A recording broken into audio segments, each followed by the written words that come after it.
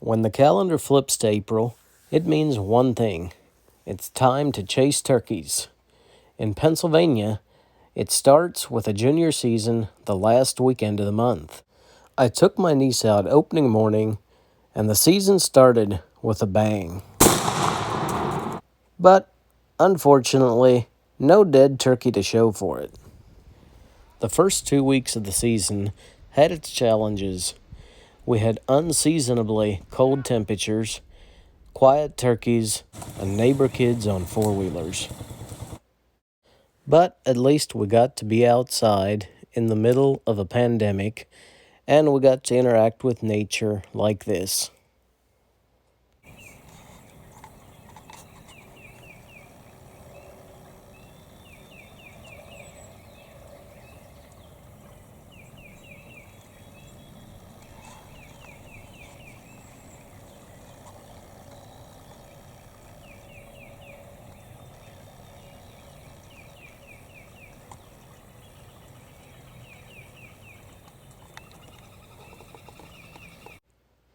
Early afternoon on May the 18th, I decided I'd sneak up the ridge and glass the farm fields down below.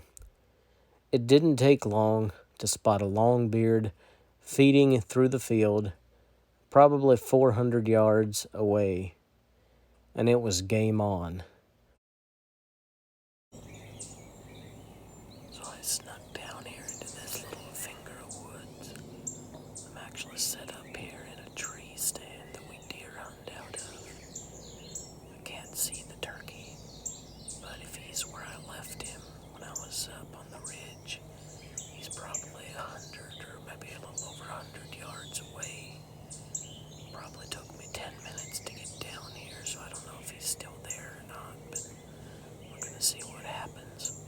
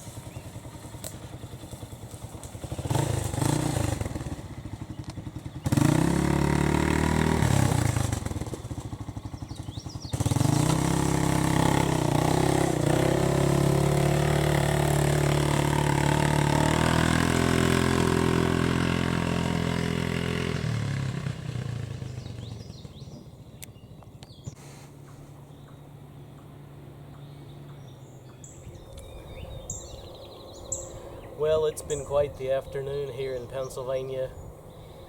Just a little bit of the background here of what happened. It's about, let's see, what time do we have? It is 2:42 right now. And came out, it was a little after 1 o'clock, I believe. And there's a ridge running up here behind us. There's a farm, fields out here would be to my right, and then there's another ridge going up the other side. And so I decided I would just sneak up on this ridge and glass the field, see if anything was out over here. And so I came up and was looking around a bit and didn't think anything was out. Kept watching, and all of a sudden I thought I see some movement down at the bottom, over here to my right out in the field. And got to looking, and sure enough, there he was. He was down there and just picking away at some bugs and grabbing himself some lunch. And so he was probably a good 400 yards from where I was on the ridge, and so I decided I'd give it a try. Snuck down through here. Got a finger of woods coming up through here that I could use to kind of sneak down through here. So I used that for cover, came down through, set up in the little finger, and probably about, I'm guessing about 150 yards from where I'd seen him last. So I was hoping he was still there. Like I said, I lost sight of him when I came down, but I tried to make good time and get down here as soon as I could. So got down, set up my decoy over here to my left, just right behind me, and gave a couple yelps. Boy, he hit it about right away. He was still down about right where I left him, it sounded like. So gave him some time, hit the yelps again a little bit, and he lights it up again. Probably took about half an hour. I kept yelping every 10 minutes or so, and he just kept getting a little closer. Sure enough, after a bit I see him through the brush coming, gobbling every couple minutes. He pretty much came walking right in when he saw the decoy. Just a good time, good hunt, nice bird. Another little twist to the story, I had no more than shot him probably just a minute or two after I literally pulled the trigger, and he dropped on the trail right behind me here. And here comes the neighbor kid on the four-wheeler, which would be to the front of me, riding up along the ridge. He comes down, rides all the way along the edge of the field, and comes in and starts pulling right into this little connecting road here between the two fields. And all of a sudden he sees the turkey laying right behind me here, and he sees me set up right here to the right. So I think I caught just a little bit of him on camera. I didn't think he was going to come down here, so I wasn't quite ready, but nice little twist to the story there. Kid's not supposed to be here. Having trouble with them sneaking on here the last while. They'll come back here and ride the field edges, but fun hunt this afternoon. End it with first bird of the spring, and couldn't be happier. As I sit here and reflect, I'm struck by the impact that this bird has had on me. It's given me the thrill of the chase, a connection with nature, and provided food for my family. The memories of the hunt are etched in my mind forever. Once again, I'm reminded of our God-given instinct. We were created to hunt.